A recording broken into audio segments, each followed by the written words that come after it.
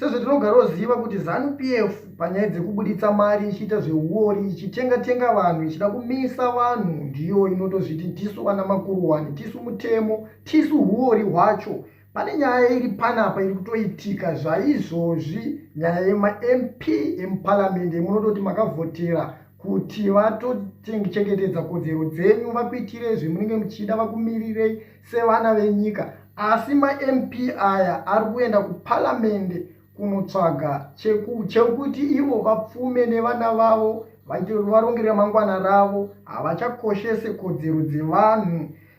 70 Zimbabwe MPs from different parts of the country are currently at the Meborin district office in Harare receiving pieces of land as a bribe not to vote against Emmerson Mnangagwa in an impeachment vote. These MPs are from both the ruling ZANU-PF party and the perpetrated opposition CCC. The land they are receiving also part of payment they were promised in exchange for supporting Mnangagwa bid to extend his term for office to 2030. Ndofunga kuti mozvinzwira kuti ma-MP enyu izvo zvari kutonzi ari kuMeborin uko vari kuda kupihwa ma-stands kuti vasavhoti against President Emmerson Mnangagwa panyaya ye-impeachment. The land is being taken from Greenways in Ward 16 in Meborin and in Westgate. The allocation of the land was done Mnangagwa 2030 supporter and trumped the local government minister Daniel Garwe. Amenoti mastand achanenge achimaona kumbe anenge achingopa vanhu. Ndofunga ZANU-PF yacho ndo munotongoziva kuti tisu varidzi venzvimbo. Ndofunga makamboona mai manja pa vaitotorera vanhu mastands kumamisha vachitaura kuti land yese iri munyika ndeZANU-PF, kuti ndeye hurumende. Iwewe kana uchizviti une land yese ndeya president. Saka kana uri muZimbabwe pese peunogara nechese cheunoita ziva kuti ndecha president. Iye president wacho wemuZimbabwe unonyanyoziva kuti masimba ake akanyanya kuwandisa, hatitoziva kuti paasingawanike ndipapi. Ende president wacho akuita kunge president wemhuka nekuti haachatonge vanhu zviri fair. Media House rushed there. Now they are still at the Meborin district office. Greenways are strips of natural land within urban or suburban areas that are preserved from environment and residential purposes. They include parks, walking paths, cycling trails, or underdeveloped natural corridors like woodlands and wetlands. They help manage They help manage stormwater, protect and reduce urban heat, and provide communities with access to green space.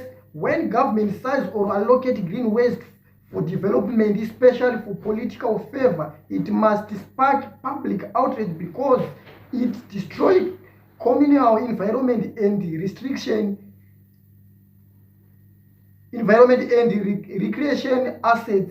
Ndofunga mangozvinzwira kuti aiwa kana muchiti tine ma-MP atakavhotera kuti atimiriri, hamuna chamuri kutaura. Ma-MP ese muri kuvhotera havana kana chavanoita. Ndofunga munongovaona nguva yekuma-election kuti vanongouya vachingoti inini ndinonzi comrade Nzizitochera, mukandivhotera tinokugadzirirai mabridge, mukandivhotera tinokugadzirirai nzira, mukandivhotera tinokuisirai mastands. Vamwe ndo vanogara kunzvimbo dzisina matitle deeds vanoti mukandivhotera tinokutsvagirewo tinosvitsa nyaya yedu kuna president kuti matitle deeds aatese awanike. Vamwe ndo vanoti mukandivhotera tichasvitsa nyaya yedu kuna president kuti mayouth awane basa, ndichatanga kudevelopa munzvimbo. Asi kana mavavhotera muri kuvavhotera kuti vawane mota, vawane mari dzekutengwa dzavanenge vachiita.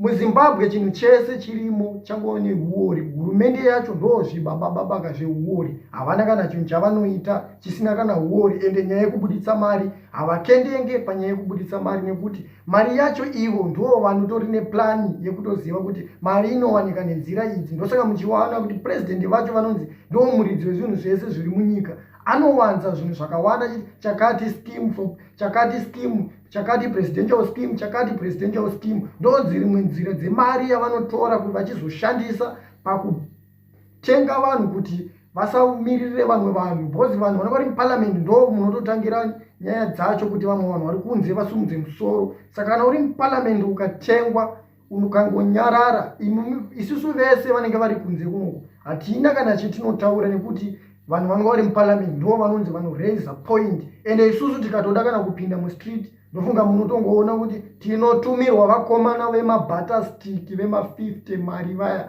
vototi mhura of which isusu maZimbabweans tiri vanhu veve kuti takatokolonizwa zvekuti tinozviti takadzidza tinoziva zvese zvekuti vakangoenda vakati Zimbabwe inyika ine peace, nyika ine runyararo, tinotanga kuteerera. Of which peace yacho kungorohwa mboma 1 wakutonogara kumba wakutoda kugadzira peace, hauchakwanise kurwira kodzero dzako nekuda kwokuti warohwa mboma nemunhu anotogarawo panext door pako kuchikidzirwa nemasoja anoroja. Hameno kuti muri kumbozviona sei?